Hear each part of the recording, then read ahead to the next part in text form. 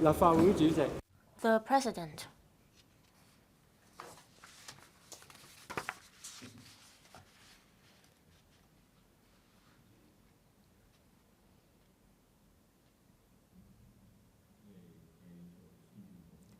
We now resume the motion debate on the policy address. Dr. Wendy Hong.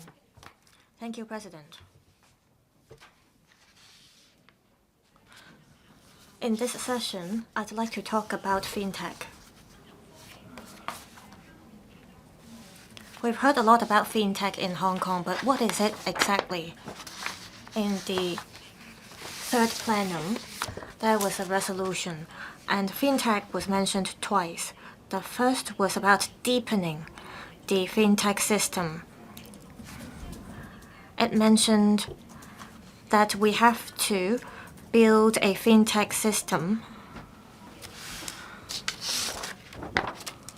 We need to enhance support for SMEs as well as leading figures in the sector.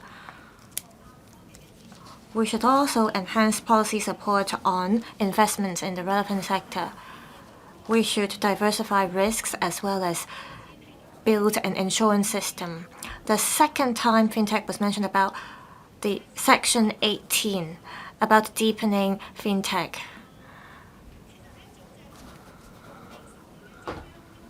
Back in last December, in a central authorities meeting, there was mention about 5 major articles, and one of the articles was about fintech. So, what are the differences between TechFin and fintech? They are both financial products. It's just that fintech's target is about using technology to empower financial development. We need to keep innovating our financial services. However, finance for tech, the goal is to use finance to empower the development of technology to ensure the organic integration between the two. It covers financing as well as financial services. If we can develop both fintech as well as TechFin, then we can ensure upgrading and transformation of both. Currently in Hong Kong, we are actively developing fintech. In 2016, the HKMA set up an office to promote fintech. However, for TechFin, we're not attaching enough importance to it. In 2018, we amended the listing regime. We amended Section 18A for biotech companies to list in Hong Kong. We also introduced Section 18C for specified tech companies to list in Hong Kong. However, we ignored something. For example, after the introduction of Section 18A, we allow biotech companies to, through this section, list in Hong Kong. However, only 2 such biotech companies are related to our financial sector. We have 2 financial companies, but we are not benefiting the biotech sector. We have the role as a super connector. However, a lot of the financial services happening in Hong Kong rarely provide services for the local sectors.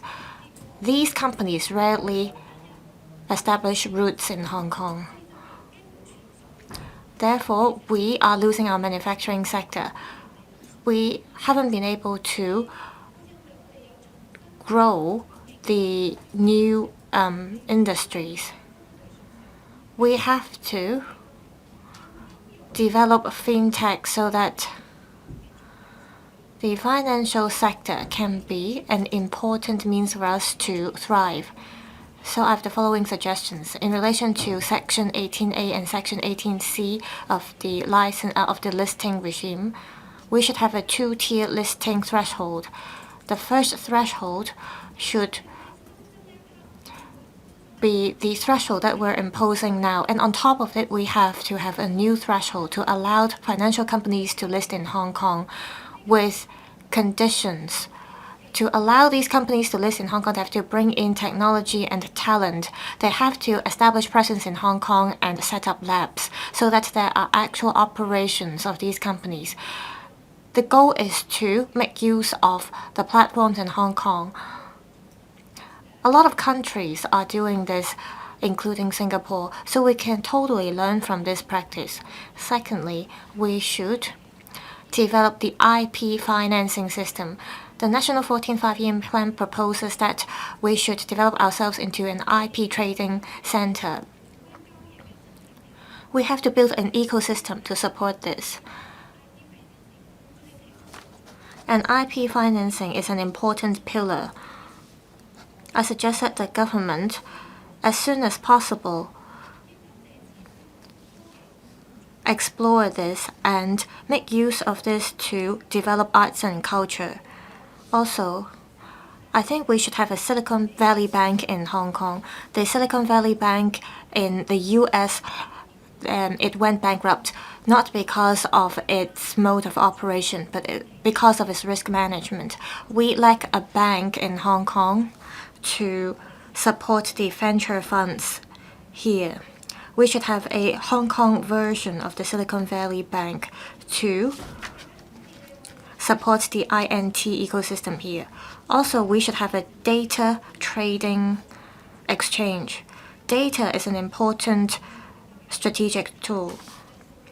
There should be a data trading exchange to explore the rules as well as to promote the flow of data to promote digital economy in Hong Kong.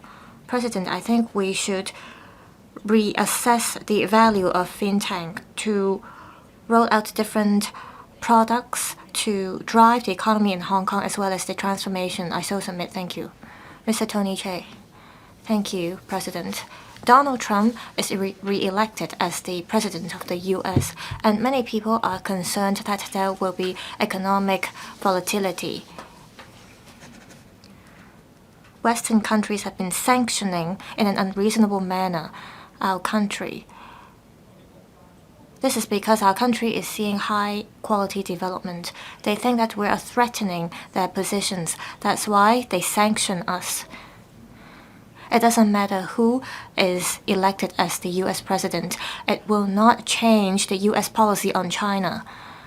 Our country is aware of this, and that's why it has been promoting the Belt and Road Initiative as well as dual circulation as well as technological self-confidence.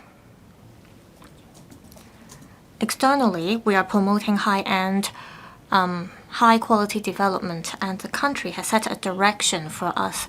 We have to identify, adapt to, and embrace changes. We have to leverage on the advantages under the one country, two systems principle. We have to enhance our connection with the US as well as Europe. We also have to enhance our economic ties with the Middle East as well as the ASEAN countries to open up new opportunities. Traditional sectors like the financial sector, shipping sector, and so on are facing challenges. We have to make reforms and identify new growth areas. In this connection, there are different measures proposed in the policy address. This includes building the gold trading center as well as the commodity trading ecosystem. There should be high value added shipping sector, and there should also be low altitude economy in Hong Kong.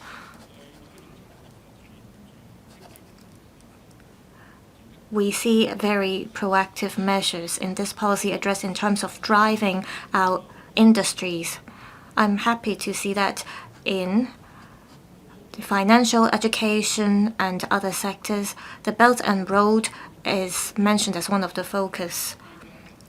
This includes working with the ETF in the Middle East. We are signing free trade agreements with Belt and Road countries as well as countries in the Middle East. We are enhancing the ETO network to lead business sector figures to the Belt and Road markets. We're also launching the Belt and Road Summit to promote the professional services in Hong Kong to other countries.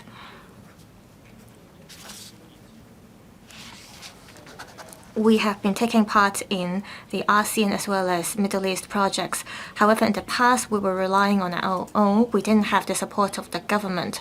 In the future, we hope that with the leadership of the SAR government, we can work with our country and go global, and that we can complement each other. Also, we need to train up talents who are familiar with the languages and cultures of the Belt and Road countries.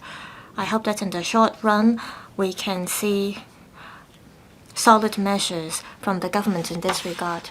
Mr. Andrew Lam. President, in recent years, Hong Kong has been facing different uncertainties. However, we have a solid foundation.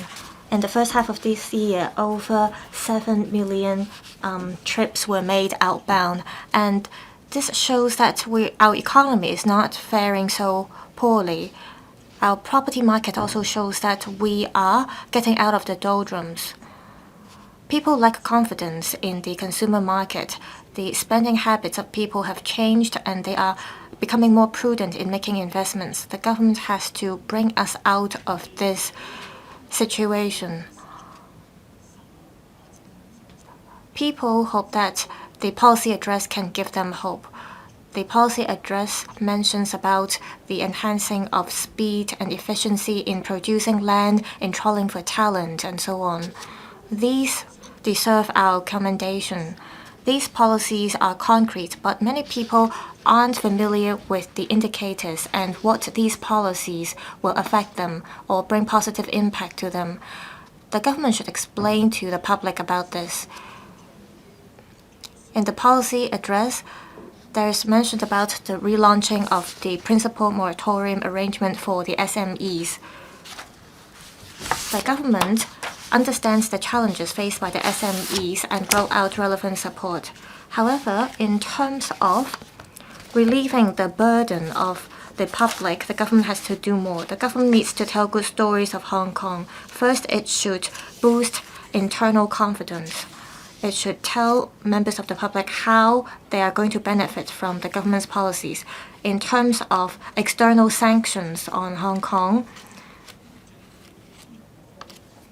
the government needs to enhance the services of the market. It should make use of I&T to enhance the management efficiency as well as reduce cost of living and make breakthroughs.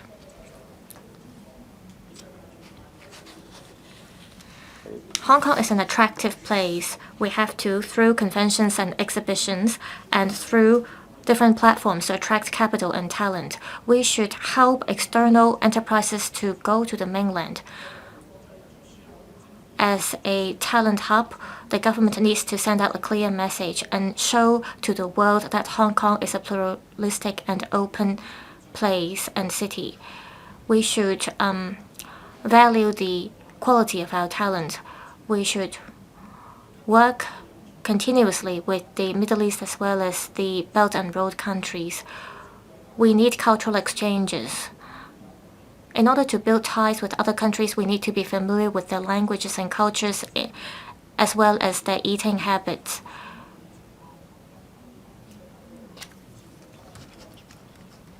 And it is only through this that we can attract talents from the Middle East and the ASEAN as well as the Belt and Road countries. To drive the flow of talents, we can identify new opportunities. A lot of top talents around the world, they go to different places. They move around. So we have to tell good stories of Hong Kong. We have to tell people about the uniqueness of Hong Kong. Like Michelle Yeung, the Oscar winner, she said that Hong Kong is her starting point.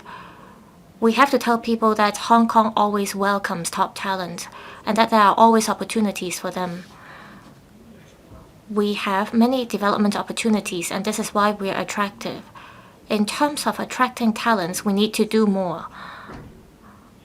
We have to address our shortcomings. We have to tell people that people can live peacefully in Hong Kong.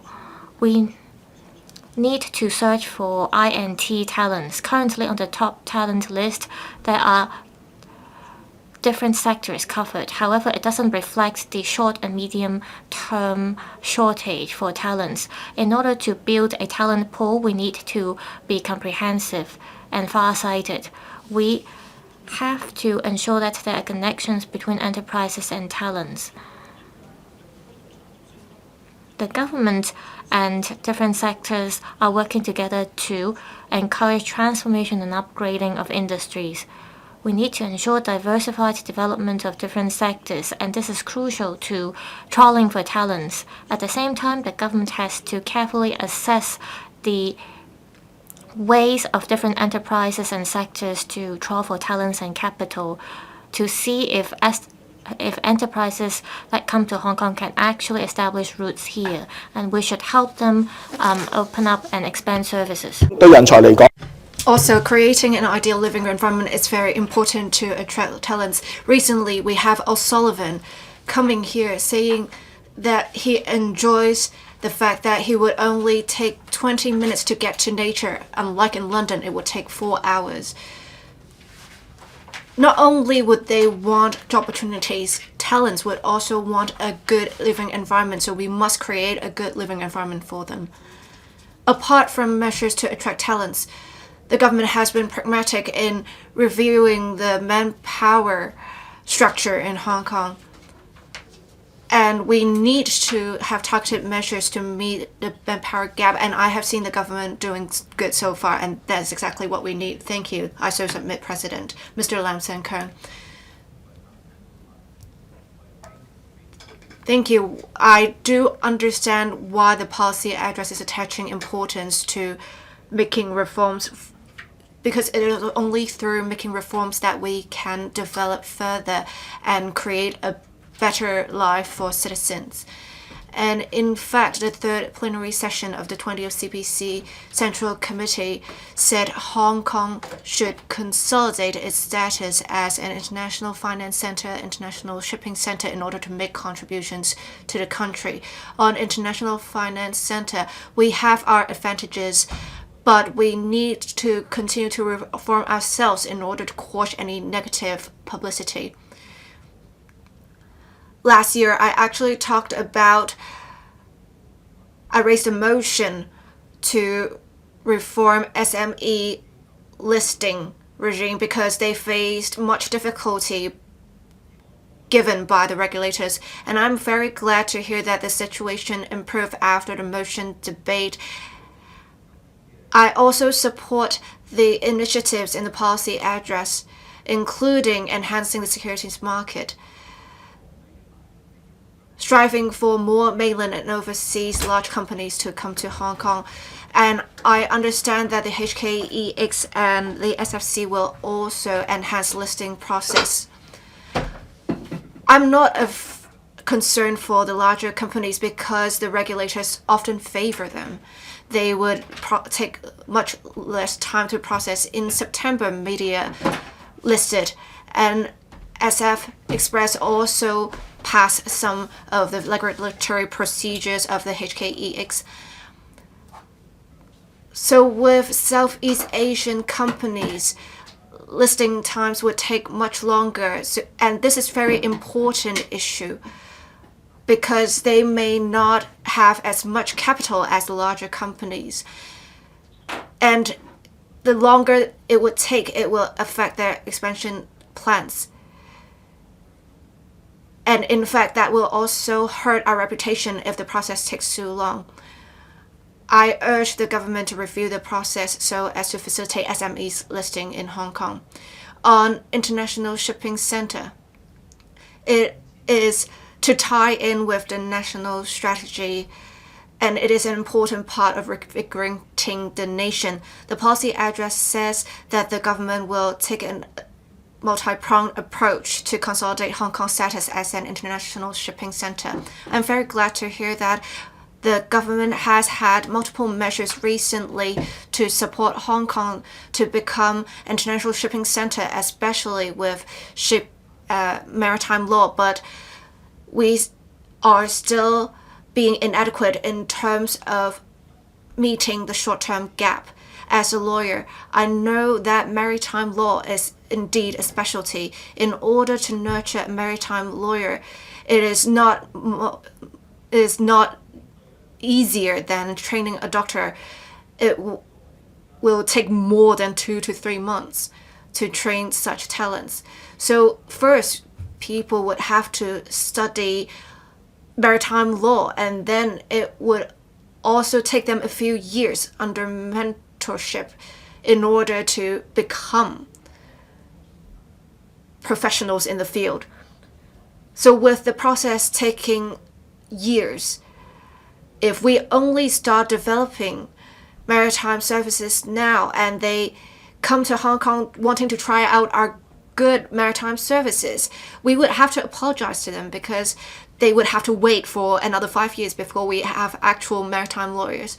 In order to address this problem, we need to deal with the short-term manpower gap. We will train for talents, but that will only be a long-term solution. We need to have existing maritime lawyers, so we can only introduce talents, maritime lawyers specifically.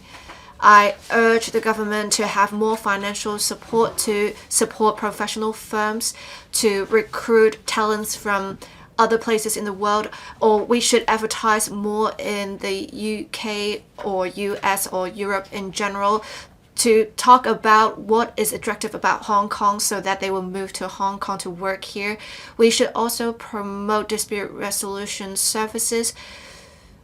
We need to make sure there are enough talents to build an entire ecosystem in order to develop the industry. If we only talk about nurturing the talents in maritime law, we have to make sure they know that there are prospects, because otherwise it won't be easy for you to recruit the students in the first place.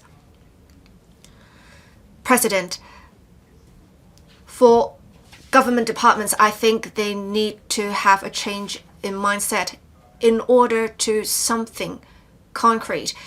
Not only do we have to take an executive-led approach, they must take responsibility. With great power comes great responsibility. In fact, it's not just responsibility, it's obligation.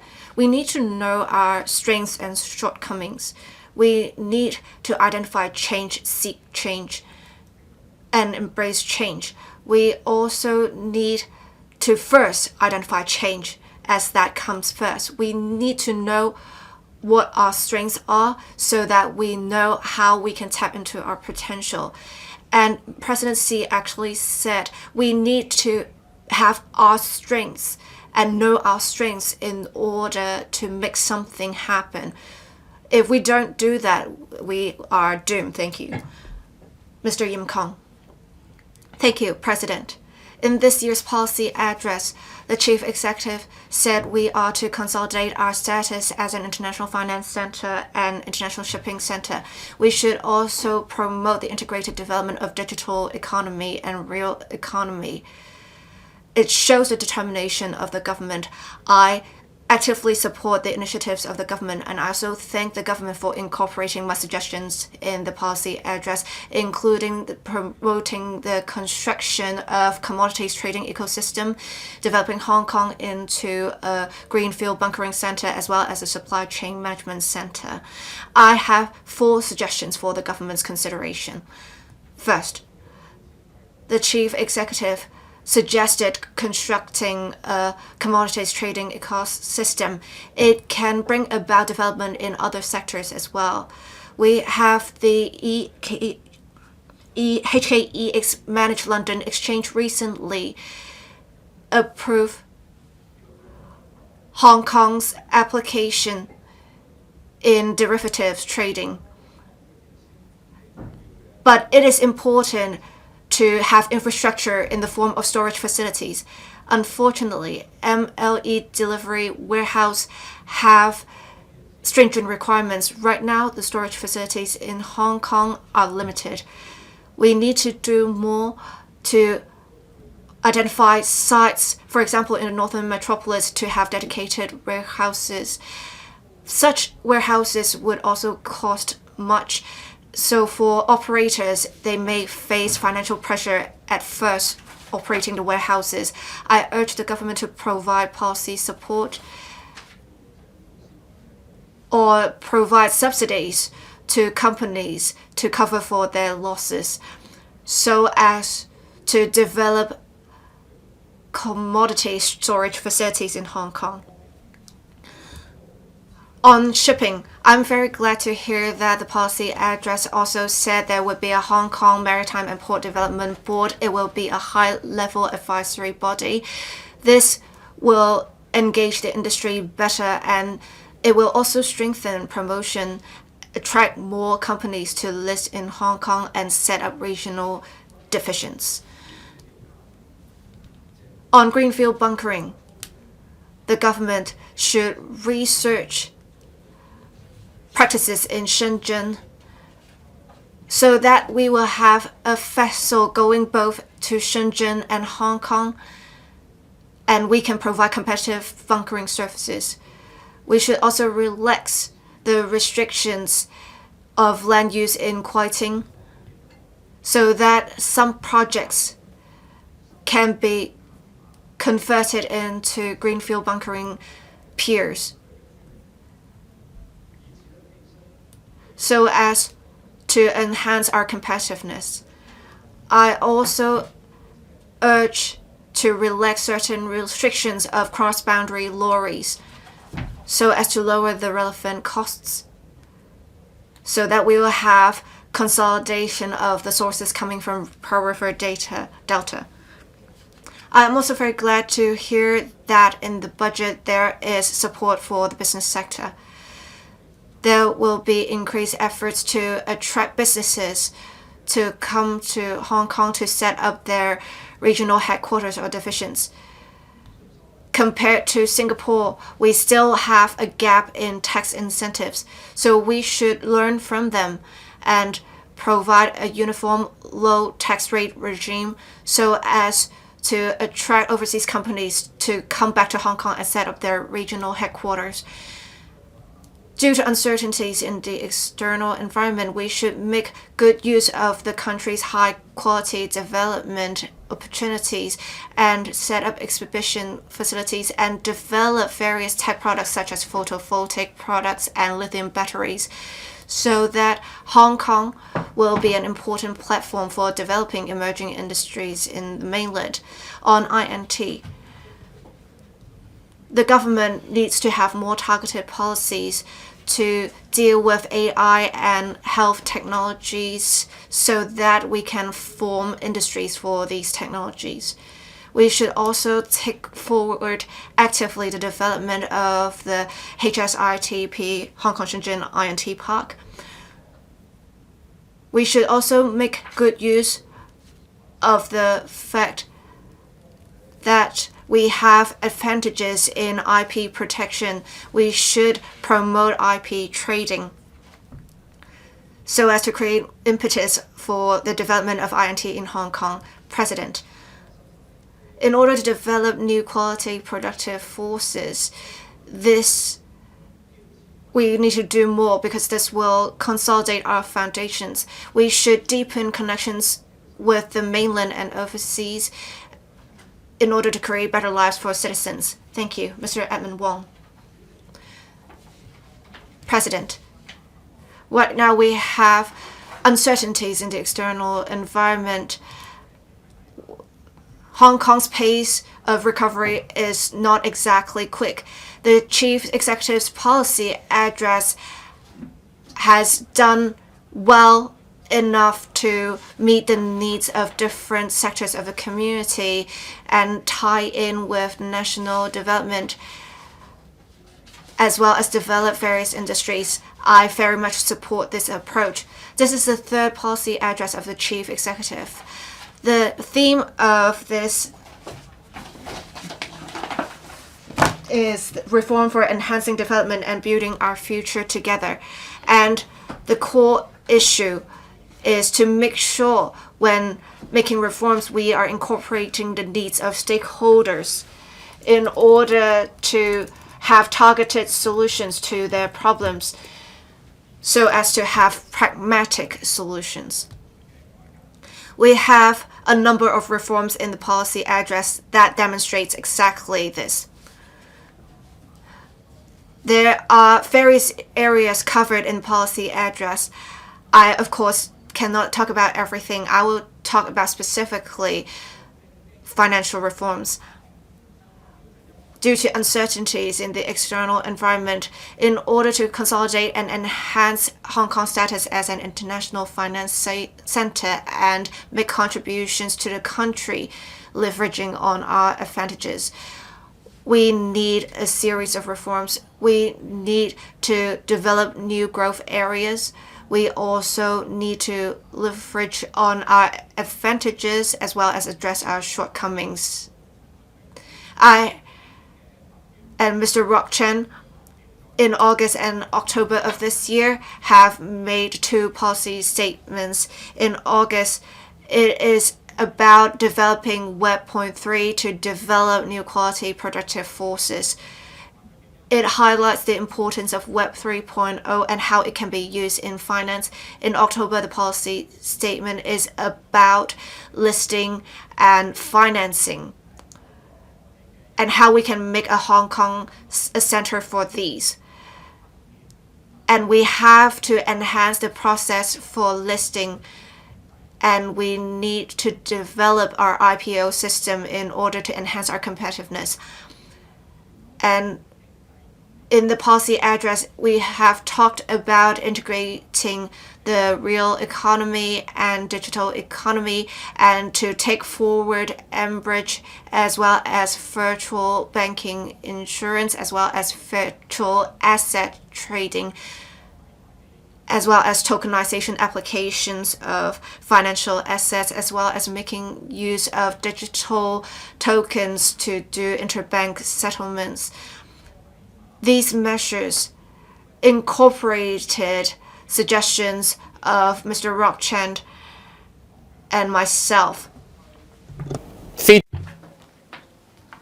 The policy address also announced measures to enhance the listing vetting procedures. In fact, soon after, the Hong Kong X and SFC published a joint declaration on enhancing the vetting procedures for listing, and they said that they have spelled out a timetable. SFC and Hong Kong X in enhancing the listing procedures, they've taken on board our suggestions on how we could improve the listing system. And then in the process, they kept in close communication with myself and Mr. Rock Chen. The timetable will actually help to enhance the transparency of listing vetting. It will boost efficiency as well. In the past, applications took too long. There's not enough transparency. There were also not enough certainty, so it added to the cost of listing, and it affects our competitiveness internationally. Now, for the various indicators in the timetable for enhancing the listing procedures, even more aggressive than the ones Mr. Rock Chen and I have suggested. So it shows that the bodies have determination to improve the process. I hope in future the government, the revenue authorities will take up other suggestions in our advocacy. For example, lowering the relaxing the threshold for listing. Right now, the market value must be at least $500 million, and in the past 3 years, accumulative accrued profits must not be less than $80 million. So we want that relaxed. Now we want, I must stress that we're asking the government to relax the listing threshold. It doesn't mean that we want to bring poor companies to Hong Kong to get listed, but rather Hong Kong is one of the top 3 international financial centers. We're also the only 3A financial center in Asia. So there should be a wider spectrum in our stock market, and we should bring in different enterprises to list in Hong Kong. Then we could build a completely new financial ecosystem, and then we can better serve the enterprises in the Greater Bay Area and the Belt and Road countries. We want to make it easier for them to come and list in Hong Kong. We also want to avoid the risk of too high a price setting, because that would not bode well for Hong Kong as an international financial center. Now we want to further consolidate our status as an international financial center. That's important. Another point I'd like to talk about is talents. Now, since I took up office here, I kept talking about talents. The government came up with a series of measures to troll for talents. So far, they've been effective. From the 28th of December 22 to 2024, 30th of September, so far, 380,000 applications from talents were received. And from 2023 to the end of September this year, some 200,000 talents came to Hong Kong, and of those, 160,000 took up permanent jobs here, and 70,000 cases came through the Top Talent Pass scheme. Now, these top talents are well educated, and as Mr. Crosson said, these people are able to adapt quickly. There's no need for anyone to take care of them. We just need to create the enabling environment, say in terms of schooling and the living condition, and they will be able to settle down on their own. And the merits of Tap Talent Pass scheme is that we could bring in a large number of talents over a short period of time. But the con is exactly that people who come here may eventually find that their skills are not what we need in Hong Kong. But of course, even when people get married, we can't guarantee they will be able to start a family. So so some may end up staying, some may actually leave eventually. So we just leave it to the market. But I think the government should review the top talent pass scheme from time to time. The government should approve applications having regard to our needs for talent. We don't want a mismatching of talents. Now, another point I'd like to talk about is to consolidate our position as an international financial center. Well, I'm from the accounting sector. Since I became an electrical member, we have been trying to my priority task is to target the fake, falsely qualified accountants. They interfere with the market order of the accounting sector, and then they also lower the overall financial reporting standards in Hong Kong. So SMEs who actually use these false accountants may break the law inadvertently. Now we're glad that this government finally hears our demands. So it's taken measures to target these unscrupulous intermediaries and falsely qualified accountants. Now, Director Xia Baolong mentioned 6 hopes. The first one is he hopes that the business sector will continue to take Hong Kong as their home, and then they will develop their business here. And then we could also enhance our traditional advantages. Now, the policy address has responded to the demands of the sectors over the years, so it shows that this government has the determination to tackle tough issues and enhance our overall competitiveness. So the sector certainly will respond proactively to Director Sar's request, and then we will look for opportunities in this new era and start a new chapter for Hong Kong. Thank you. Ms. Maggie Chen. Thank you, President. I'm going to speak on promoting the use of legal technology, giving support to barristers and solicitors in Hong Kong, and enhance our unique advantages. Now, in response to my earlier question, the Secretary for Justice mentioned that there will be support for the small to medium-sized law firms in Hong Kong. I support that, of course. I mentioned 3 areas I'm going to talk about. I'm going to give further suggestions in those various areas. First, promoting the use of legal technology. Now, I'm glad the government took on board my suggestion to set up a working group on promoting the use of technology in the legal sector, and that will help to improve the efficiency of delivery of judicial documents and so on. Now, I'd like to make 2 further suggestions. First, there must be a timetable for the work of the working group on promoting legal technology. And lawyers should be invited to join the working group so that the sector will be helped to make better use of technology, and that there must be better coordination of the ICMS system of the court for integrated management of cases. So then there must be a platform for regular exchanges on the application of technology, and this will help to boost the efficiency of the court. And secondly, we need to set the positioning of e-brand properly, and then for local practitioners, their role in international commercial dispute resolution should be strengthened.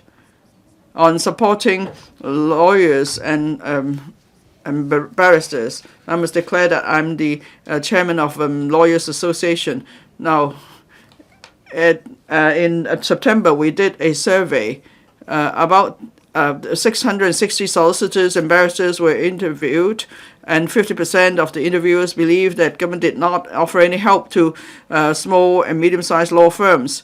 And the operating costs of the legal profession are extremely high, and they will affect our competitiveness. I'd like to make 3 suggestions on supporting the legal profession. First, we must subsidize and the digitization of law firms in Hong Kong that will help to lower operating costs. Secondly, there must be a cloud and a database for the use of small medium for law firms. And thirdly, we must help. There must be more help for small and medium-sized law firms and barristers so that they could expand into the GBA market, and in particular in terms of maritime law, IP laws, and so on. There must be enhancement of training of professional knowledge in these areas so they are better equipped to take on business in these areas. And then we must also make the most of our common law advantage. We should encourage. We must build the brand of international training of legal professionals in Hong Kong, and because we have an academy now. And then there must be promotion of mutual recognition of qualifications, and then for the Hong Kong Academy of Training of International Legal Talents, they must have better program, especially for on-the-job training. And then third point is civil servants must also be trained on dispute resolution techniques. There could be templates for such resolution for their work. Thank you. Dr. Tan Yuehang. Thank you, President. On consolidating Hong Kong's status as an international financial center, the policy address has put forward various initiatives, deepening mutual market access, building an international gold trading center, and so on. Various directions were mapped out in the policy address. That shows that the government is committed to developing proper international financial center in Hong Kong on all fronts. I would like to speak on consolidating our status as an international financial center. Now, I support the measures announced, and then we need to revitalize the Hong Kong X trading. Some measures have been taken and they've been successful, but then we need to do more to further revitalize the stock market here in Hong Kong. There should be specific concession measures so that we could attract more high-quality companies from mainland and other places to come and list in Hong Kong. For example, there could be subsidy on listing costs. And we need to build a better ecosystem for the stock market. For example, we need to adjust the weighting of the Hang Seng Index, and that will help to lower fluctuation and create a more stable investment environment. And on the basis of the Middle East ETF, there should be further expansion of ETF market. And then we need to expand the mutual market access programs and capacity. There is need to enhance further communication so that we could create the good condition for expanding mutual market access.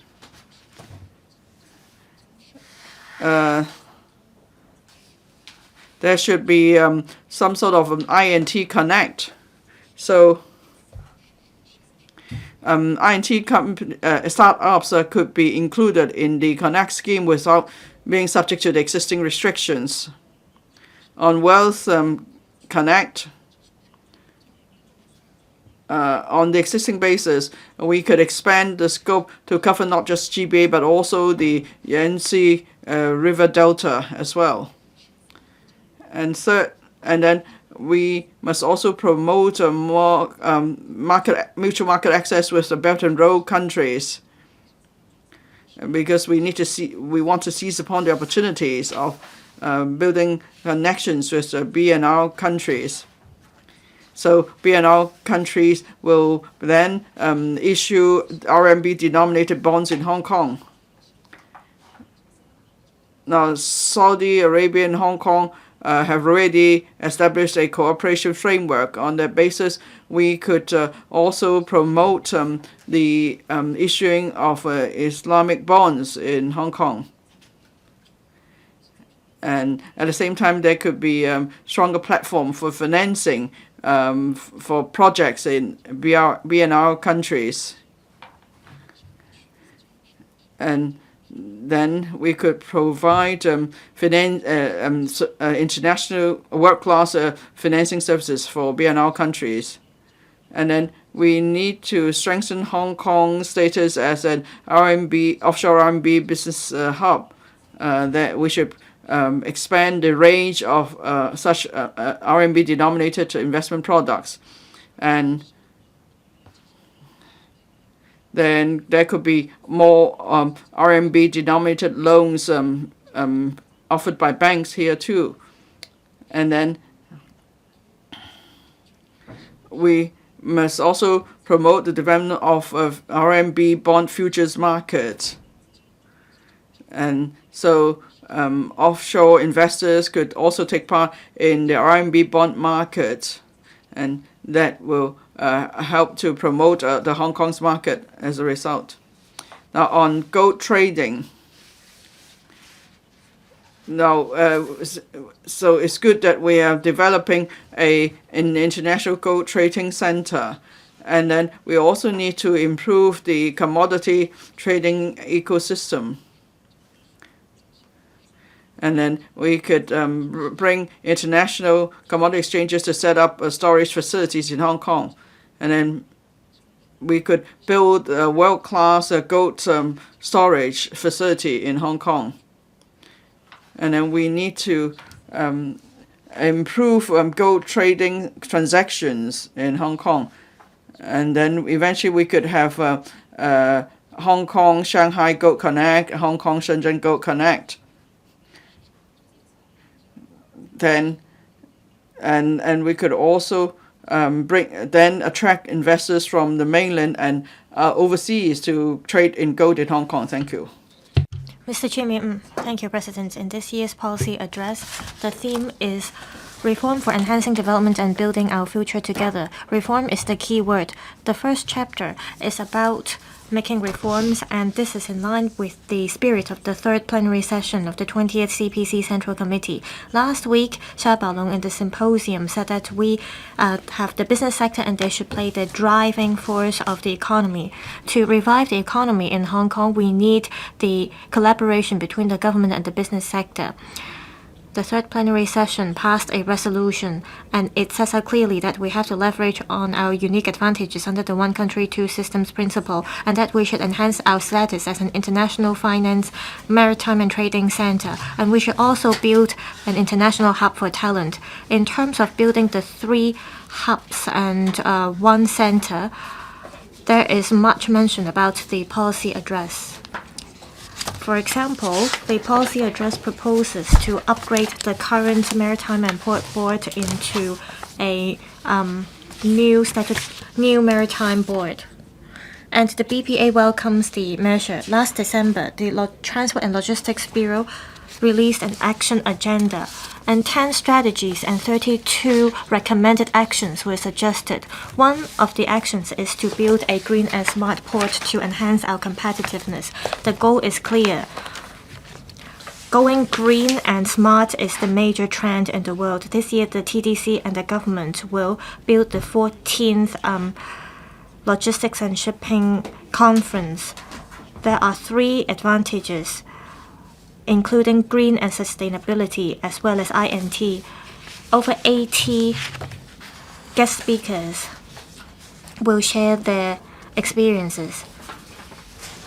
On the upgrading of the Maritime and Port Board, I think the new Port Development Board has to come up with the blueprints to diversify our supply chain, and then we should move towards the zero carbon target.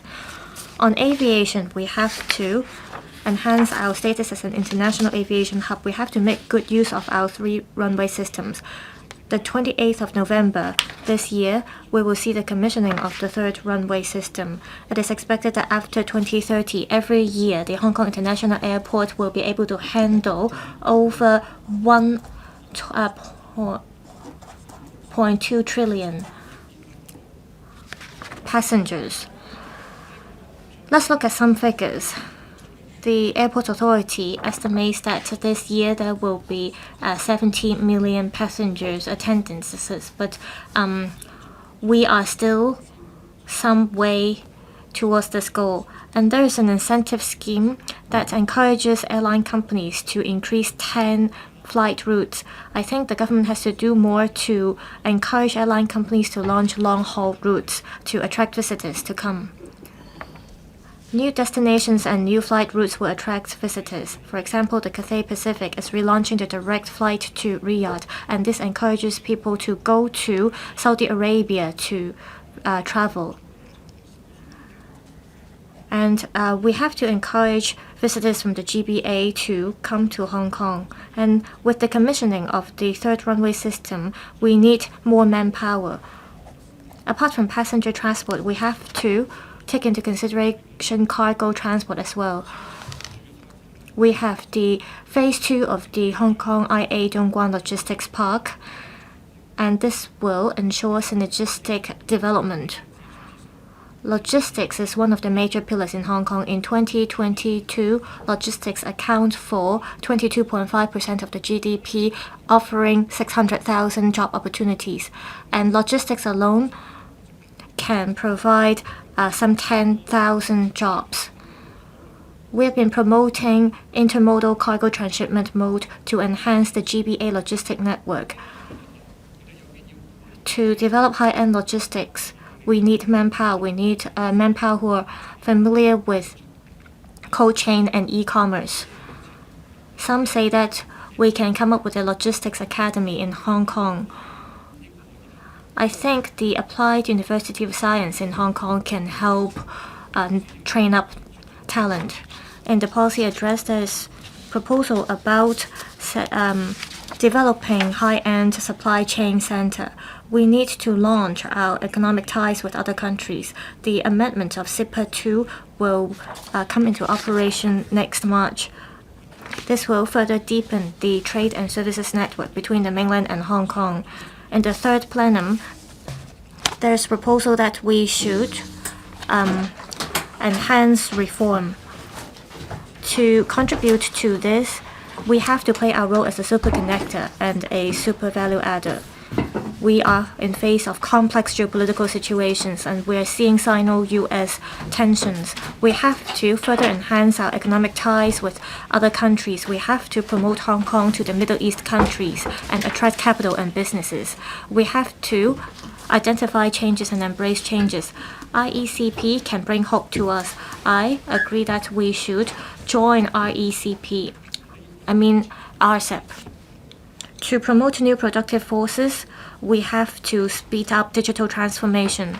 Apart from building a one-stop platform, we can set up a database to speed up the data flow. We should build a cross-boundary e-commerce platform. In order to do that, we need an AI system so that we can identify the right goods and identify the right customers. The BPA last month released a report and we made 10 recommendations. One of them is to enhance TDC's role in promoting cross-boundary e-commerce. We have to train up talent. We also have to enhance the list of retail goods from the mainland. We need support from the government in order to do that. I so submit. Dr. Johnny President, the Chief Executive delivered his third policy address. And this is the first policy address after the Safeguarding National Security Ordinance. And the Chief Executive is focusing on improving people's livelihood and reviving the economy. The third plenary session of the 20th CPC Central Committee passed a resolution about furthering the reform of the Chinese modernization. And this sets an important direction for us. We have to leverage our unique advantages under the one country, two systems principle. We have to enhance our status as an international finance, maritime, and trading center. We need to build an international hub for talent. I think this latest policy address is in line with the spirit of the third plenum. Recently, the Hong Kong and Macau Affairs held a symposium. Mr. Xia Baolong said innovation is the major driving force for our economy. We cannot rely on one trick. We have to be innovative and proactive. In order to promote I&T, we have to allocate more resources. We also have to expand our I&T ecosystem. We have to speed up the transformation and upgrading of the I&T sector. In order to do that, we need concerted efforts of the entire community to drive economic growth. In August, I put forward some suggestions to the Chief Executive. I mentioned that we need to build a digital economy and promote new productive forces. I'm glad to see that in the latest policy address, we have to take into consideration our conditions in Hong Kong to promote new productive forces. There are a series of measures to build the I&T ecosystem to enhance our competitiveness. Many parts in the policy address are dedicated to developing I&T, and there will be regulation on virtual assets. There will be measures on staple coins. I think to promote new productive forces, we have to enhance the connection between the virtual assets economy and the traditional sector. There should be Web 3.0. We have to integrate RWA with the physical assets. We have to explore DAO and see if we can have a regulation on this in Hong Kong to enhance the quality of our development. There should be a regulatory regime on OTC transactions and the relevant issuers to further open up our market. the SAR government said that there will be a sandbox regime to enhance the economy. I think to leverage our unique advantages, we have to speed up the use of stable coins as a settlement.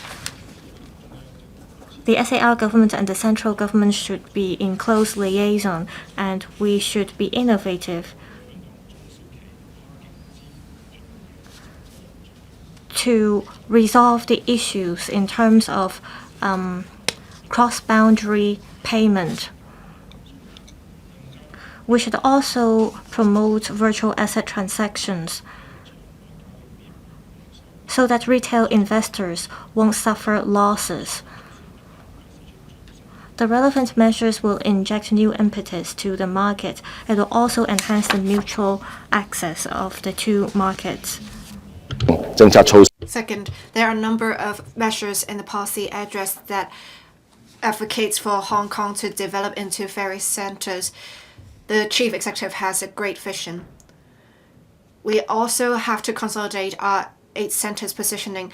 In the policy suggestions that I submitted to the government, in order to consolidate our positioning of the 8 centers, there must be tax incentives for the business sector as well as the arts and creative sector, so that large companies will come to Hong Kong. And we should also support Hong Kong entrepreneurs to develop in the mainland to take advantage of the opportunities brought about by RCEP. I'm very glad to hear that there are a number of concrete measures in the policy address on these.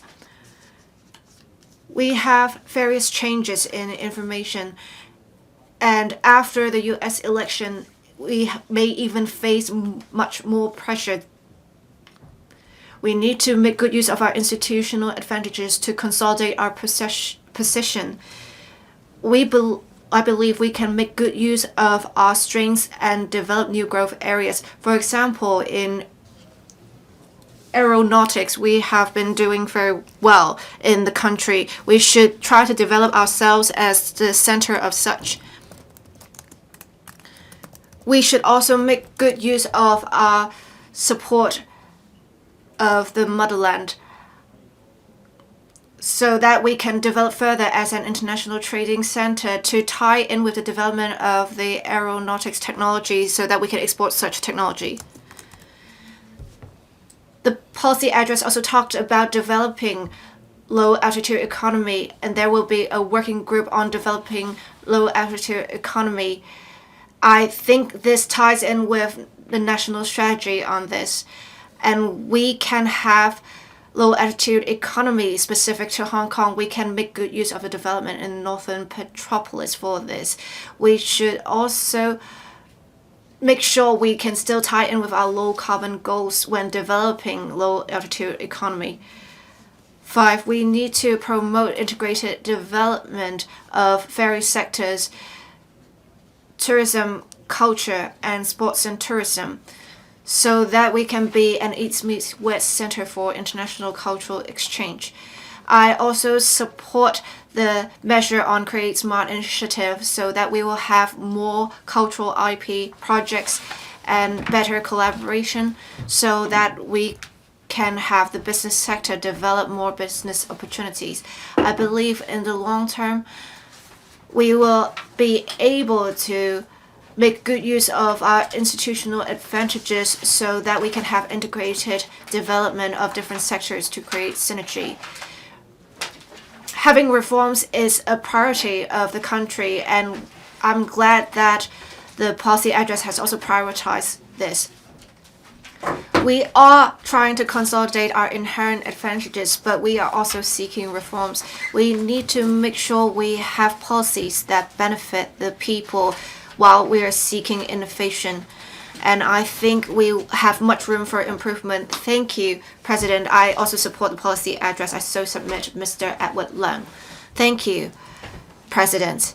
Director Xia Baolong recently met with the business sector and said that while they are trying to have their business in Hong Kong, they must try to make contributions to Hong Kong as well, and we should leverage on our 3 ports, sea, land, and air.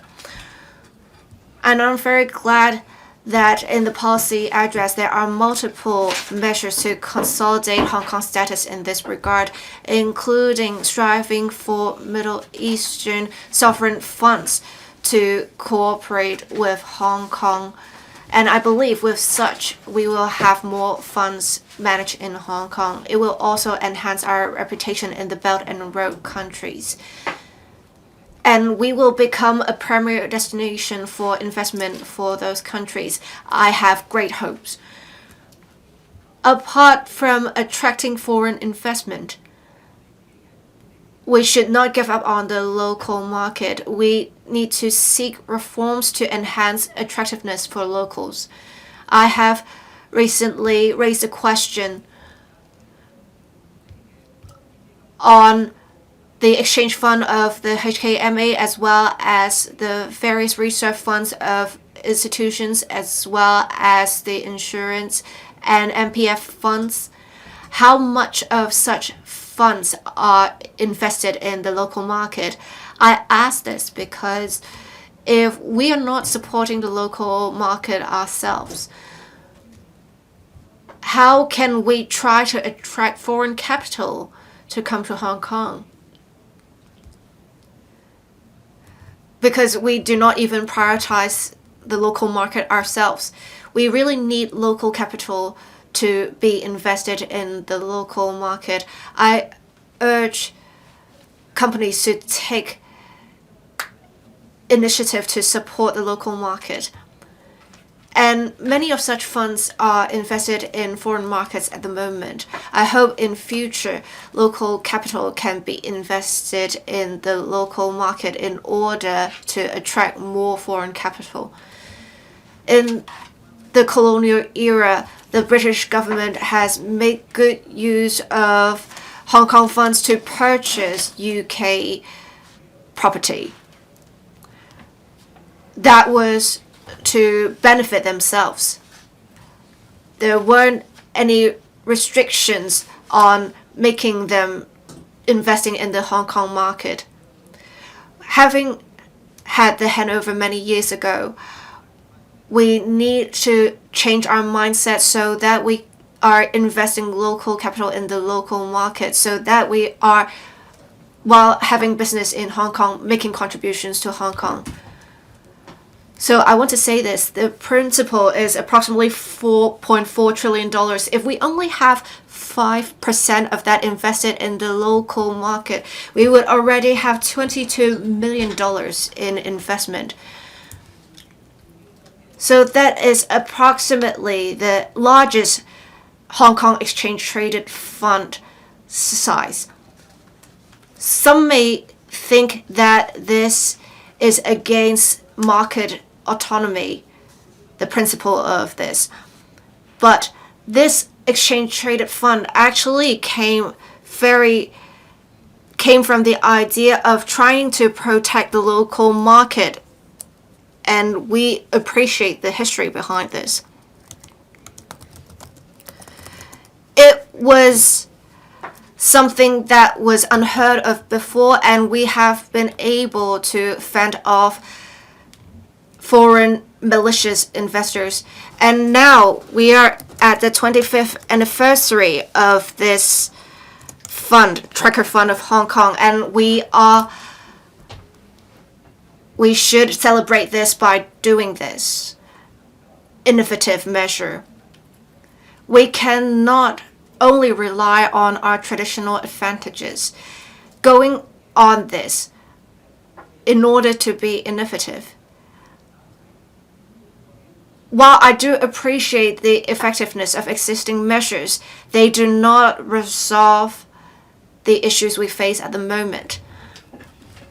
Right now, the local stock or financial market in general are facing many difficulties. For example, the Hang Seng Index or other stocks are at their lowest.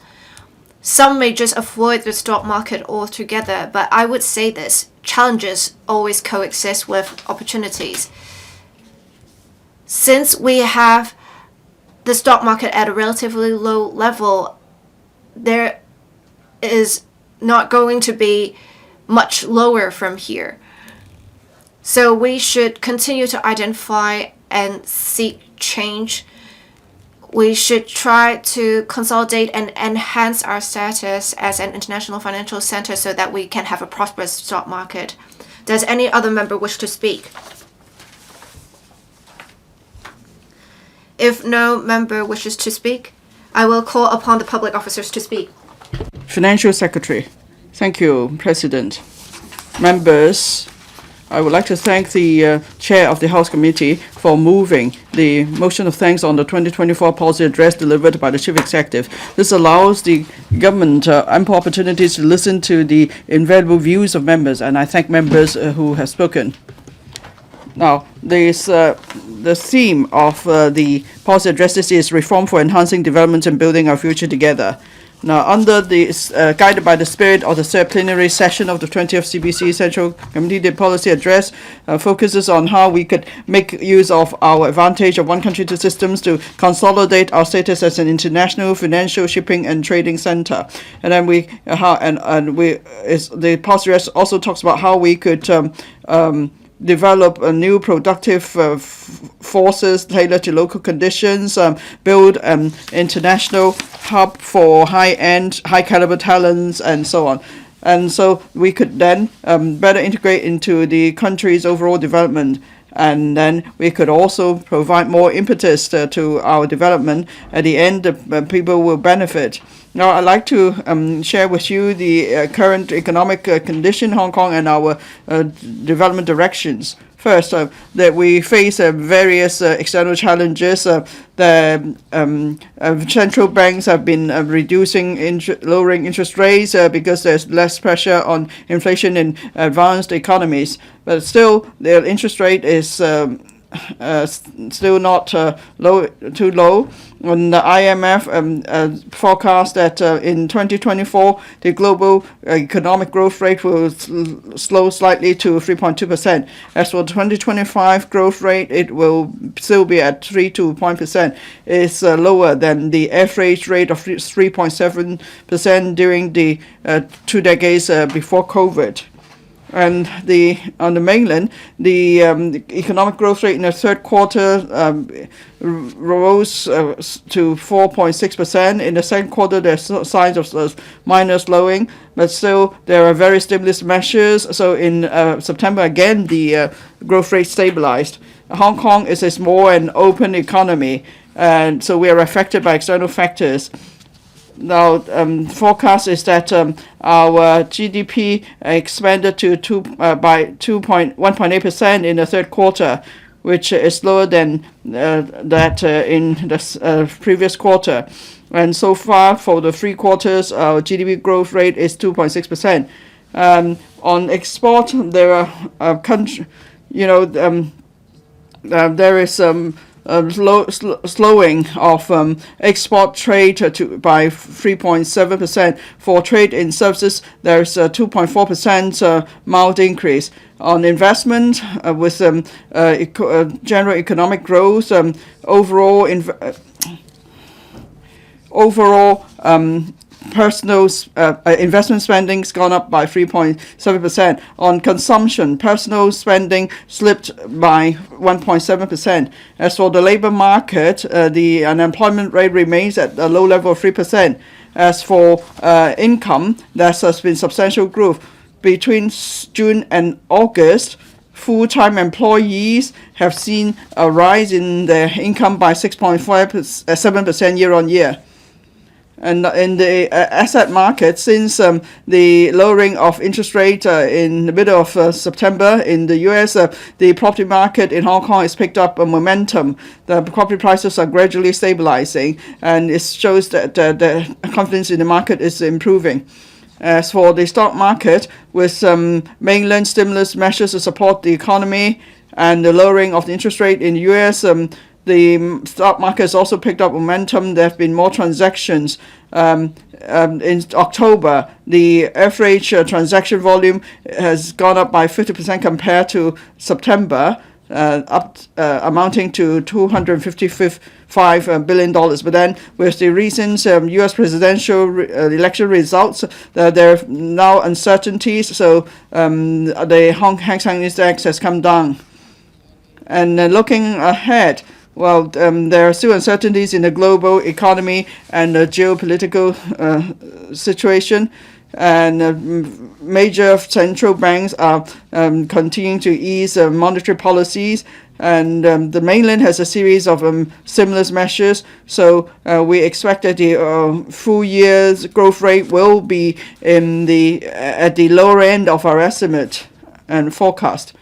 And we will be closely monitoring the situation, and we'll be announcing the 2025 economic growth forecast and inflation forecast in the budget in next February. Now, in recent years, we've been working hard to bring in investment and businesses. Since the establishment of the Oasis, it's managed to bring in many businesses to either expand or set up business operations in Hong Kong. And then this week we held the signing ceremony for the third batch of strategic business enterprise partners.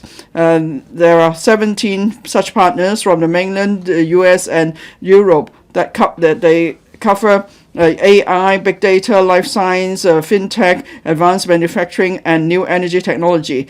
90% of these enterprises plan to set up global or regional headquarters in Hong Kong. They are expected to bring $42 billion of investment to Hong Kong, creating over 17,000 jobs. As at September this year, in total, Invest Hong Kong has helped 470 businesses to set up or expand business operations in Hong Kong, bringing over $45 billion of direct investment and creating 5,700 jobs. I recently visited Europe, the US, and the Middle East. I met with practitioners in the financial and business sectors. Many expressed keen interest in setting up operations in Hong Kong. They plan to, and I've also signed a number of cooperation agreements with Riyadh, Saudi Arabia, where might lead a delegation there. So that helps to deepen our cooperation on financial, I&T, and professional services front. And this will further consolidate Hong Kong's role as a super connector and super value adder in Global South. And as we expand our existing businesses, we are also actively looking for new growth drivers. We're going to set up an international gold trading center and promote the development of the commodity trading ecosystem. That's a new driver for us to consolidate Hong Kong's position as an international financial, shipping, and trade center. Now, there are increasingly complex geopolitical interplay, and so there are urgent and strong demands for world-class cold storage facilities in different regions. And this is an opportunity for Hong Kong. We plan to expand our gold storage facilities, and that will in turn bring us demands for trade, insurance, and logistics support services. And then we could eventually create a comprehensive ecosystem involving derivative transactions such as collateral, borrowing, hedging, and so on. Now, after we consolidate our infrastructure for gold storage and trading, we could explore connecting further with the mainland gold market. And where we are able to control risk, we will develop more risk management tools and derivative products that markets demand. In the long run, we'll be able to strengthen our prestige in the global gold market. This is of strategic significance to Hong Kong and its development to some international trade financial center. Now, with the development of a commodity trading ecosystem that will also promote the development of Hong Kong as an international financial, shipping, and trade center. And there will be more robust shipping and trade business as a result. In the near to medium term, we are first going to increase the capacity or the volume of transactions for commodities and its derivative services. And then we will promote the establishment of headquarters or regional headquarters of commodities companies in Hong Kong. And then we will also consider providing more support services to make Hong Kong more attractive to relevant businesses to come to Hong Kong. And then the London Metal Exchange under Hong Kong X is looking into the setting up of approved warehouses in Hong Kong to provide delivery service for non-ferrous metal.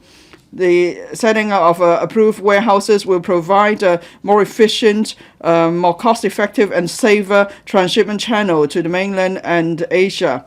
We could also make good use of the efficient services and advantages of our trade, shipping and financial sectors. Now, the policy address also proposes the development of new productive forces tailored to local conditions. We should drive a reform by I&T, and we should allow our factors of production to go digital and smart that will promote high-quality economic development. So we are actively promoting the development of Hong Kong into an international I&T hub, and as well as promoting the upgrading and transformation of traditional industries. And so there are various strategic policies such as the new industrialization, I&T development, promotion of R&D activities, accelerating the development of a digital economy, and so on. And then we are going to promote new industrialization, I&T development. We're going to be investing more and channeling capital into into such areas by setting up a $10 billion I&T industry-oriented fund. We in that fund we'll set up a fund of funds to channel market capital to strategic emerging and future industries, including life health science, AI and robotics, semiconductor, advanced materials, new energy, and so on. We're planning the setting of the third Inner Hong Kong Research Cluster. So they will promote world-class R&D teams to work with local institutions. And then we also will promote the development of an international health and medical innovation hub in Hong Kong. So, and these measures will consolidate Hong Kong's leading position in I&T. They will also provide strong support for the development of emerging industries in Hong Kong, and then there will be more diversity in our economy. Now, Hong Kong is at a critical stage of economic transformation. The policy address seeks suggests that we should seek and embrace changes. Various measures have been put forward to give strong impetus for our economic growth in the near, medium, and long term. Then it takes into account our advantage industries, and also it provides new impetus for promoting economic growth. So we could start a new chapter for Hong Kong as it moves from stability to prosperity. I urge members to support the 2024 policy address. Thank you. Deputy Secretary for Justice. President, first of all, I thank members for their valuable views. In yesterday's debate, I noticed that Mr. Lambrose Lan made critical comments on the DOJ's work. The comments were so critical that I felt it was heartbreaking. Mr. Ambrose Lan said about the law firms between the mainland and Hong Kong, and in relation to the work is not promoted by the government. He also said the development of lawyers has nothing to do with the DOJ. I feel disappointed about the comments made by Mr. Lam because what he said is not true, and we should not neglect the efforts made by the DOJ over the years. In fact, the DOJ has been working hard to harmonize the rules and regulations as well as mechanisms between the mainland and Hong Kong. This includes building a mutual support mechanism on civil and commercial cases, and this also includes establishment of mechanisms in the GBA. This also includes promoting the practicing of GBA lawyers or Hong Kong lawyers in the GBA. We also work with the bar associations as well as the law society as well as other stakeholders in the sector to open up the mainland market as well as overseas market. The Secretary of Justice as well as myself have led delegations to the GBA. We have representatives from the sector that joined us. We also had members from this council joining us, and we got very good feedback in these trips. We play an important role in terms of communicating with the central authorities. We also actively listen to the views of the LegCo members as well as other stakeholders in the sector. We never refused to listen to the views of the sector. President, let me reiterate the work of the DOJ here. First, the DOJ has been making use of the government-to-government mechanism to promote the work between the mainland and Hong Kong. For example, we have a mechanism between Hong Kong, Guangdong, and Macau. We are going to have the next meeting soon. Also, there are different working groups between the mainland authorities and the SAR government. I mentioned about the mediation mechanism among Hong Kong, Guangdong, and Macau. And this is one of the results that we have achieved.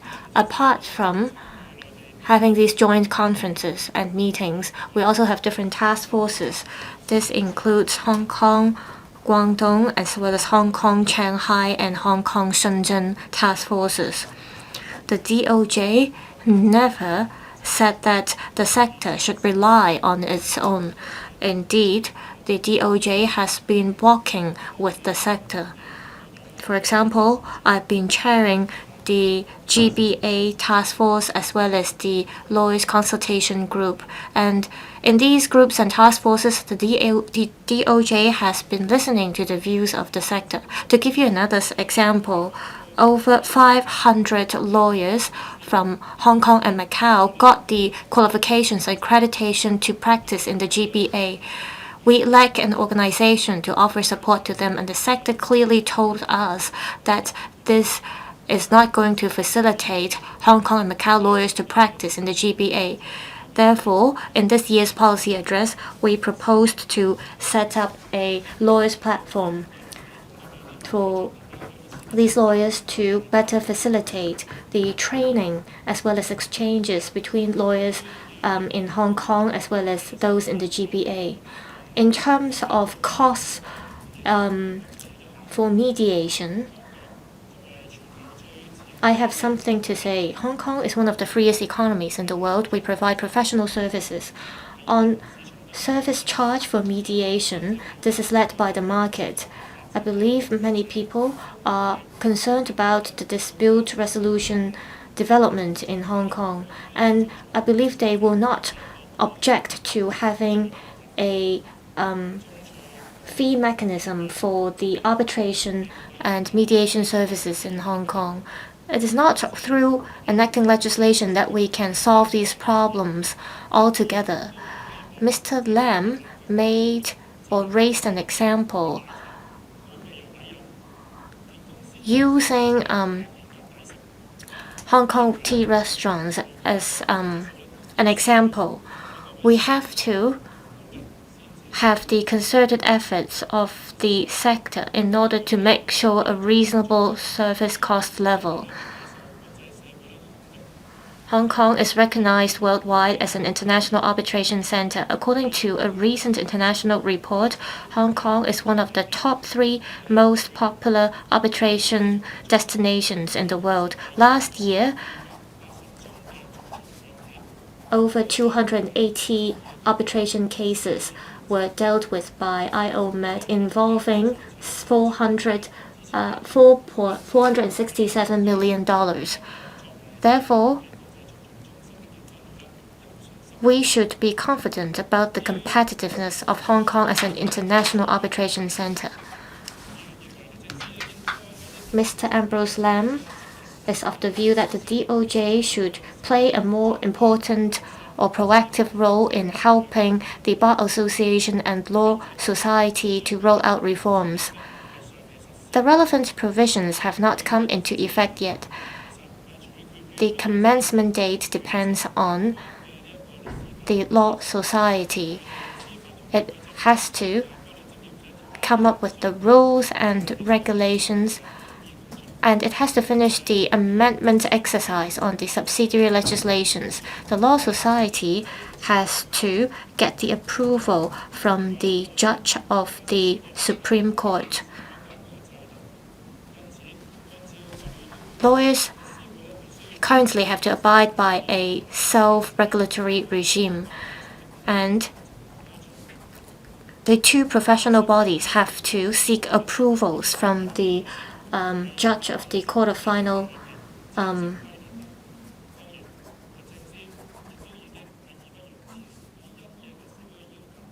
from the Court of Final Appeal. And lawyers, the two professional bodies, can seek help in terms of drafting these rules and regulations. President, we will continue to listen to the views of members. We hope that when members comment on the performance of the DOJ, they can be objective and neutral. I so submit. Thank you. Secretary for Financial Services and the Treasury. Thank you, President. First of all, I would like to thank members for their valuable views on the topics. The Chief Executive has made it clear that we must have a spirit of change and we should continuously improve and innovate. In the area of financial development, we will uphold the spirit of reform. We will focus on 4 areas in future, including consolidating and enhancing our existing strengths, building new growth areas, expanding our markets and deepening our overseas network, and being more financially inclusive. On consolidating and enhancing existing strengths, we will continue to make good use of our status as an international financial center to develop new quality productive forces and actively explore new growth areas. I would like to highlight the following areas of work. On asset and wealth management, we will make every effort to attract more global capital. Within this year, we will consult the industry on the enhancement of the tax concessions for privately offered funds, family-owned investment holding vehicles, and carried interests in private equity funds. We will broaden the definition of capital, having more eligible asset classes, and provide flexibility in the implementation of the arrangements to help the market develop further. We will also research to have the insurance authority commence a review to enrich asset location to help diversify risk through capital requirements. We will also work with the insurance authority to encourage the China Export and Credit Insurance Corporation to establish a presence in Hong Kong.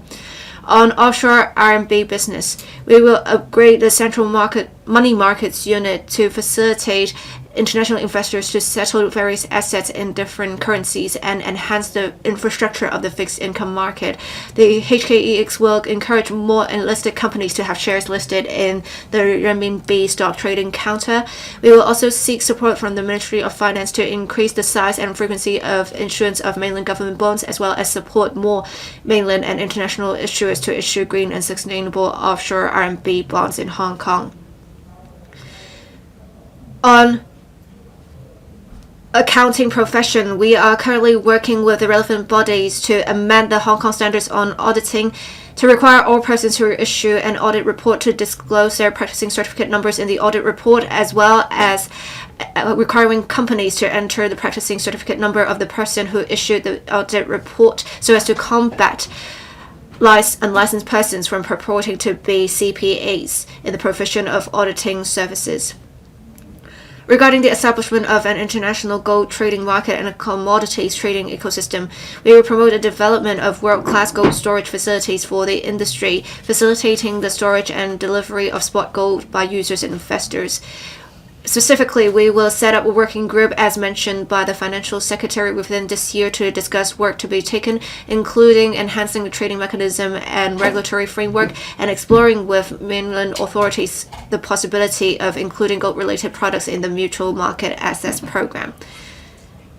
On green and sustainable finance, we will launch a roadmap for the full adoption of the ISSB standards within this year, making Hong Kong one of the first jurisdictions to align its local sustainability disclosure standards with international standards. On the other hand, the HKMA has launched the Sustainable Finance Action Agenda and will expand the coverage of the Hong Kong taxonomy for sustainable finance. On fintech, on the promotion of artificial intelligence, we have issued a policy statement at the 2024 Hong Kong FinTech Week, setting out our policy stance and approach towards the responsible application of AI in the financial market.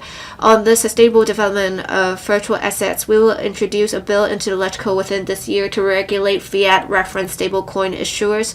We are also fine-tuning our proposal to regulate OTC trading for virtual assets. We aim to complete the second round of public consultation next year and submit a proposed licensing regime for regulating VA custodian service providers. On proactively expanding markets and deepening overseas networks, an ETF tracking Hong Kong stock indices was successfully listed in the Middle East, as mentioned by the Financial Secretary earlier at the end of last month, attracting capital from the region. We will continue to actively explore new overseas capital sources. On enhancing the listing regime, we will introduce a bill on this, and we will also facilitate redomiciliation of companies. On being more financially inclusive, we are currently researching MPF full portability, which will allow employees to transfer accrued benefits derived from employers' mandatory contributions to the scheme of their choosing. We will also consult the industry on regulation of money lenders to tackle the problem of excessive borrowing. I so submit. I hope members will support our work in finance. Secretary for Commerce and Economic Development. President, first of all, I would like to thank the many members who spoke in support of the new initiatives in the policy address on consolidating and upgrading the status of Hong Kong as an international trade centre. I'm also grateful for their valuable views. Indeed, there have been more variables and volatility in the global economy in the past year. We face greater challenges in our growth prospects. To turn challenges into opportunities, Hong Kong needs to rethink and reform itself, make the most of its strengths and address its weaknesses. We need to develop new quality productive forces with vigor and achieve high-quality economic development. Hong Kong has always been an international trade center traditionally. We must, of course, maintain our advantages. At the same time, we need to look for new positioning and new growth drivers in a complex and ever-changing environment. In response, we must actively seek and embrace changes. For the business sector, the restructuring of the global supply chain has become an irreversible trend. Many enterprises, including those from the mainland, are scrambling to set up operations in Southeast Asia as well as Belt and Road countries. As an excellent platform for bringing in a glowing global strategy and a functional platform for the Belt and Road Initiative, Hong Kong will keep up with the trend and strive to develop Hong Kong into a high-value added supply chain service center. The Invest Hong Kong will reach out further to mainland enterprises, especially small and medium-sized enterprises, SMEs. It will organize investment promotion events with the theme of global supply chain to identify suitable enterprises looking to go global. The Trade Development Council, TDC, as the other trade promotion body, will provide professional advisory services to these enterprises on the management of offshore trade and supply chain. It will offer one-stop assistance for enterprises to make good use of the advantages and various value-added services to Hong Kong in the management of the regional business setup. TDC will also provide on-site support services to these going global enterprises through its overseas offices. We will keep expanding our worldwide network of economic and trade connections and diversify our promotional efforts. We will continue to Next year, we plan to stage a Belt and Road Cross professional forum to engage in high-level exchanges with a focus on exploring opportunities in new fields of cooperation for the promotion of professional services of Hong Kong. We'll also explore the feasibility of setting up a Belt and Road Capacity Building Centre to pave the way at an early stage for pursuing opportunities in economic development and cooperation in the future. Next year, we will hold the 10th Belt and Road Summit in Hong Kong. Hong Kong must continue to develop new economic momentum. In this regard, the 2024 policy address announced a reduction in duty rate on liquor to promote liquor trade in Hong Kong and drive the development of high-value added sectors such as logistics and storage, tourism and high-end food and beverage consumption. Separately, the government will allocate $500 million to launch the incentive scheme for Recurrent Exhibitions 2.0, which focuses on supporting new and international exhibitions of a large scale. The aim is to promote further the mega events economy, increase its overall economic benefits to Hong Kong.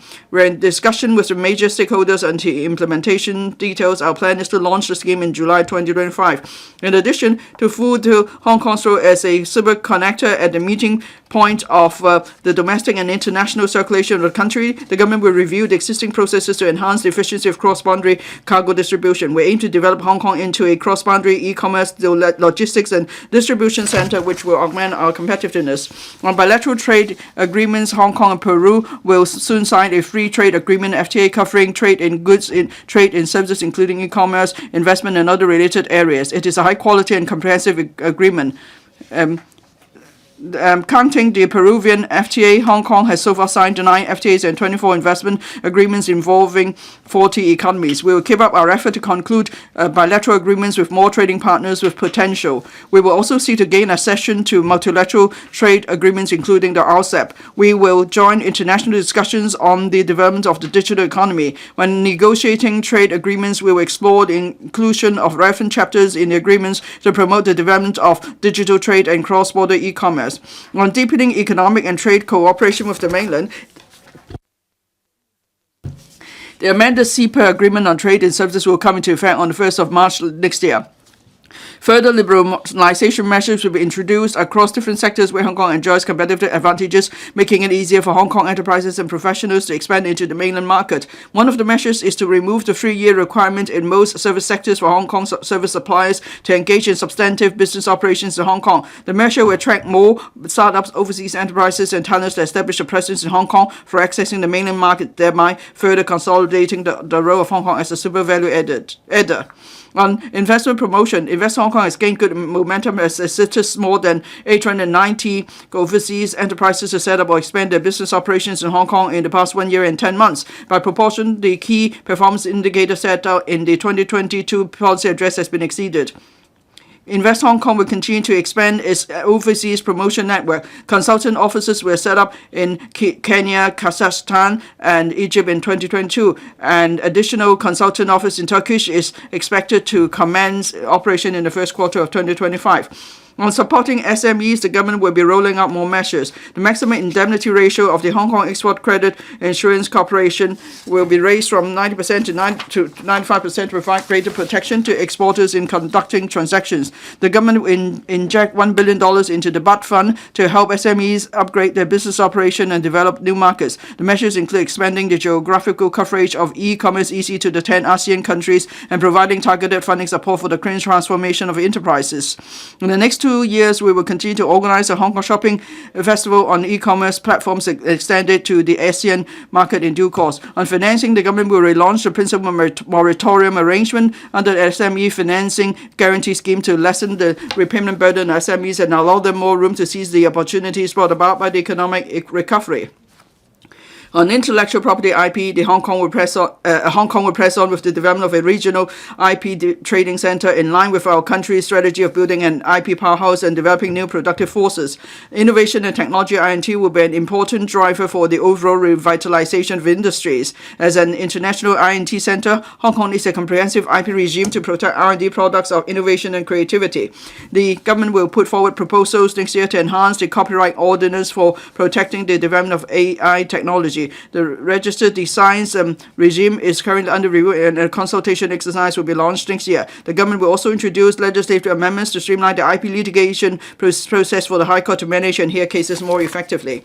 Separately, the trademarks registry under the Intellectual Property Department's IPD will launch a new AI-assisted image search service next year to facilitate public search of the trademark database. With the support of the central authorities, Hong Kong will participate in the World Intellectual Property Organization Lex Judgments database next year to share important IP case precedents of local courts and showcase the quality of IP-related judicial judgments in Hong Kong. On stepping up the training of IP talents, IPD will work with the Qualifications Framework Secretariat to develop practical teaching materials for use by training organizations benefiting practitioners in 23 different industries. Lastly, the government is all along committed to the development of telecommunications technology.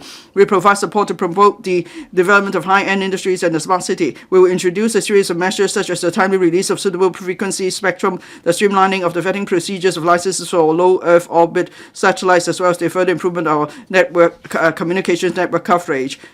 I ask members to support the policy address. Thank you. Secretary for Innovation, Technology and Industry.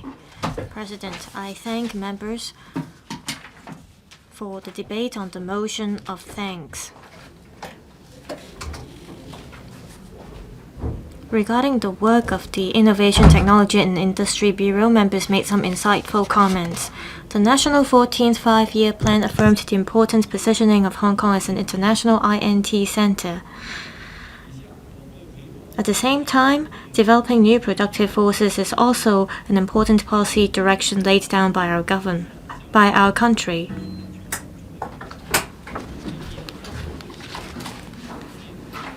We will explore proposals to develop new productive forces to see how we can make use of the upgrading and transformation of traditional sectors as well as development of new sectors. We'll also establish an alliance to bring together different talent to build a collaborative platform between the government, the industry, academia, research, as well as investors. In addition, we will expand investment in I&T. For example, there is a $10 billion I&T venture fund. We will form a fund of funds which will focus on industry development. The government will appoint professional fund managers to help raise capital from the market, screen for suitable investment projects, and manage the daily operation of the sub-funds. We will redeploy $1.5 billion to jointly set up funds with the market on a matching basis to invest in startups of strategic industries and enhance Hong Kong's startup ecosystem.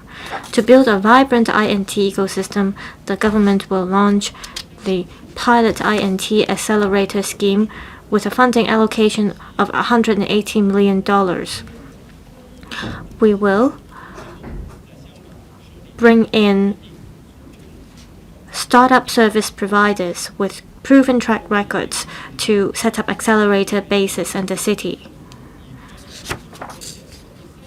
To consolidate our edge in basic scientific research, the government is preparing to establish the third Inno-Hong Kong Research Cluster, which will focus on advanced manufacturing, materials, energy, and sustainable development. We plan to issue an invitation for proposals in early next year to attract world-class R&D teams to collaborate with local institutions. We will set up a research center under the Inno-Hong Kong Research Cluster to take part in the Chang'e 8 mission, contributing to the national development. Some members expressed the need to provide sites for the development of the I&T industry. This is what we've been doing. The first 3 buildings in the Hong Kong Park of the Hetao Shenzhen Hong Kong Science and Technology Innovation Cooperation Zone will be completed in phases from the end of this year. The other 5 will be completed in the coming 5 years. The new I&T sites in the Santin area will be available to the market by batches. About 20 hectares of sites will be delivered in phases beginning in 2026 to 27. for development and operation by the Hong Kong Science and Technology Parks Corporation. As for the site at Sandy Ridge in North District, we'll initiate the necessary rezoning procedures soon. The part for data centers and related uses will be expanded from 2 hectares to 10 hectares. On another note, members are concerned about the policy direction and initiatives for digital transformation. The Digital Policy Office will steer bureaus and departments to enhance project governance, cybersecurity, and accountability of their information systems, as well as those of the public bodies under their purview. The DPO will fortify information systems and data security of the government and public bodies through organizing cybersecurity attack and defense drills, conducting compliance audits, and strengthening the training on core digital skills for senior government personnel. The DPO will take the lead in piloting the use of a generative AI document processing co-pilot application in the government. We'll roll out 20 digital government and smart city initiatives within this year. We'll also expand the Cyberport's digital transformation support pilot program to cover industries such as tourism and personal services. The program subsidizes SMEs to apply ready-to-use basic digital solutions. Starting from November, we have extended the facilitation measures on streamlining cross-boundary personal data flow with relevant rules on standard contracts to various sectors. This is to promote cross-boundary services to benefit the public and businesses. Hong Kong goes up to the 7th place in the recent global ranking. Hong Kong, apart from in the tech sector, also tops the ranking in terms of cybersecurity. This shows that the efforts we made have yielded results. I would like to thank members for their support on our work. The He-Tao-Shenzhen Hong Kong Science and Technology Innovation Cooperation Zone is one of the major cooperation platforms in the GBA under the 14th Five-Year Plan. The SAR government will develop the Hong Kong Park in the Loop into a world-class industry academia research platform, an internationally competitive R&D transformation and pilot production base for industries, a hub for pooling global I&T resources, as well as a testing ground for institutional and policy innovation. The steering committee on the Hong Kong-Shenzhen I&T Park in the Loop, chaired by the chief executive, has been established to provide top-level and macro directions on the overall strategy, planning, and layout for the development of the Hong Kong Park. Under the leadership of the committee, the development outline for the Hong Kong Park of the He-Tao-Shenzhen Hong Kong Science and Technology Innovation Cooperation Zone will be promulgated by this year. It will set out the key development directions, strategies, and objectives of the Hong Kong Park. There will be policies that facilitate the flow of innovative elements such as personnel, materials, capital, and data. Members, this year's theme for the policy address is reform for enhancing development and building our future together. We have to develop I&T and new productive forces based on local conditions. They are the keys to benefiting people's livelihood. And this is to ensure high-quality development too. My team and I will work hard and make practical efforts. We'll continue to work with members to build Hong Kong into an international I&T Centre. I so submit. I urge members to support the motion of thanks. Thank you. Secretary for Transport and Logistics. President, I would like to thank members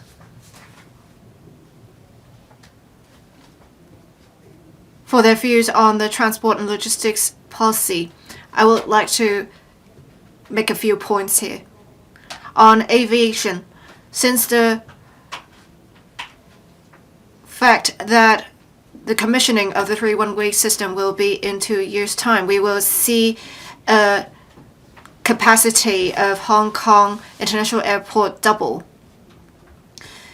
In order to capitalize on this opportunity, the government will adopt a more forward-looking approach in the development of our aviation network and make early preparations for civil aviation cooperation with the Belt and Road countries. We will also work with the Zhuhai Airport to leverage on our strengths of the aviation networks on two sides to create more synergy. Hong Kong and Zhuhai will also take forward the construction of a high-end aviation industry cluster and the development of high-quality civil aviation in the Greater Bay Area. On airport development, the government, in collaboration with the Airport Authority, plans to more than double the size of the airport city at the bay between the airport and Tongcheng to promote high-end business. The Airport Authority will also continue to work with Dongguan to take forward the innovative development of sea-air intermodal cargo transshipment and the construction of permanent facilities at the HKIA Dongguan Logistics Park. To promote the development of green aviation, the government plans to set and announce a target for the use of sustainable aviation fuel (SAF) for flights departing from the Hong Kong International Airport next year. On the promotion of the development of Hong Kong as an international shipping center, we will reform the existing HKMPB, Hong Kong Maritime and Port Board, as the Hong Kong Maritime and Port Development Board next year. And we will have someone who is not a government official chair the board. We will have a fixed research and promotion team for the board with more resources allocated and their promotion strengthened. We will continue to promote the development of high value-added maritime services. We will step up existing tax concessions. We will announce the findings of the relevant study for tax incentives in the first half of next year and commence the relevant legislative work. We are also committed to developing Hong Kong into a greenfield bunkering center and will soon promulgate the action plan on green development of maritime fuel bunkering to provide incentives to encourage the industry to use green maritime fuels and establish green shipping corridors with our major shipping partners. On the development of an international logistics hub, the government will continue to build on Hong Kong's strengths and is implementing in an orderly manner the specific action measures set out in the action plan on modern logistics development to promote the development of Hong Kong into a sustainable international smart logistics hub. The government recognizes the importance of a stable supply of logistics sites to the sustainable development of the logistics industry. The government will make available 4 prime logistics sites for the industry to develop multi-story modern high-end logistics facilities. We will announce next year the findings of the planning study on the development of a modern logistics cluster in the Hong Shui-Kiu-Ha-Chin New Development Area. We understand that expanding cargo sources is the only way to maintain Hong Kong's status as an international logistics center. We will continue to strengthen logistics cooperation with Western Guangdong and neighboring regions. We will make good use of our infrastructure and work with the industry to expand the sources of cargoes. We will study extending the existing air transshipment cargo exemption scheme for strategic commodities to other intermodal transshipment modes so as to enhance our competitiveness. President, Director Xia Baolong recently mentioned the need for Hong Kong to build up its 3 ports of land, sea, and air. The government will continue to make good use of our unique advantages to actively promote and consolidate Hong Kong's position as an international aviation hub and international shipping center. I so submit and urge members to support the motion of thanks. Thank you, President. The second debate session ends. The Council now